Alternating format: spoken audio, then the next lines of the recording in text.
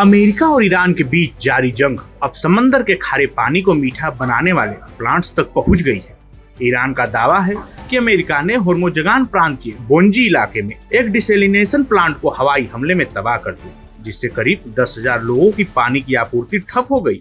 वहीं दूसरी तरफ कुवैत ने आरोप लगाया कि ईरान ने लगातार दूसरे दिन उसके एक पावर वाटर डिसैलिनेशन प्लांट को निशाना बनाया, जिससे वहां आग लग गई।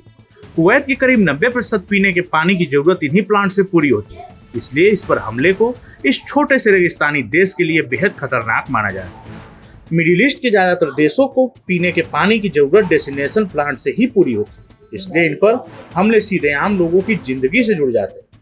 कुवैत और ओमान अपनी करीब 90% पानी की जरूरत डिसैलिनेशन से पूरी करते हैं। बहरीन में आंकड़ा लगभग 85% है, तो सऊदी अरब अपनी करीब 70% पानी की जरूरत इसी प्रक्रिया से पूरी करता है। अबू धाबी, दुबई, दोहा, कुवैत सिटी और जेद्दा जैसे बड़े शहर पूरी तरह इन्हीं प्लांट्स पर निर्भर है। ईरान डिसैलिनेशन पर अपेक्षाकृत कम निर्भर है, लेकिन सूखा प्रभावित तटीय इलाकों में ये पानी की एक अहम जरिया है।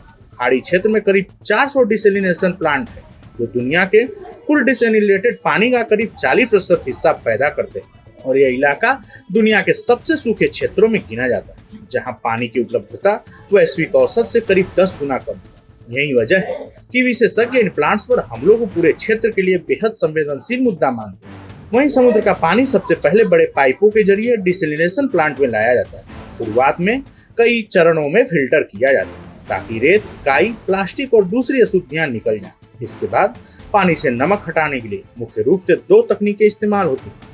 इसके बाद शुद्ध पानी में कैल्शियम और मैग्नीशियम जैसे जरूरी खनिज मिलाए जाते हैं, ताकि ये पीने योग्य और स्वास्थ्य के लिए सुरक्षित बने। अंत में पानी को कीटाणु रहित कर पाइपलाइन के जरिए घरों, शहरों और उद्योगों तक पहुंचाया जाता है। ईरान के जल उद्योग के प्रवक्ता ईसा बोर्जोगदाह ने अमेरिकी हमले को युद्ध अपराध करार दिया। अंतर्राष्ट्रीय मानवीय कानून के तहत पेयजल के इंस्टॉलेशन, ट्रीटमेंट प्लांट और पाइपलाइन जैसी जल संबंधी बुनियादी संरचनाओं को नागरिक संपत्ति माना जाता है, जिन्हें युद्ध के दौरान वैध निशाना नहीं बनाया जा सकता। इंटरनेशनल लॉ एसोसिएशन की ओर से तैयार 2004 में अपनाए गए Berlin rules on water resources नामक गैर बाध्यकारी सिद्धांतों में साफ कहा गया कि अगर किसी हमले से आम नागरिकों को असंगत या अत्यधिक पीड़ा पहुंचती है, तो युद्धरत देशों को जल ढांचे को नष्ट करने से बचना चाहिए।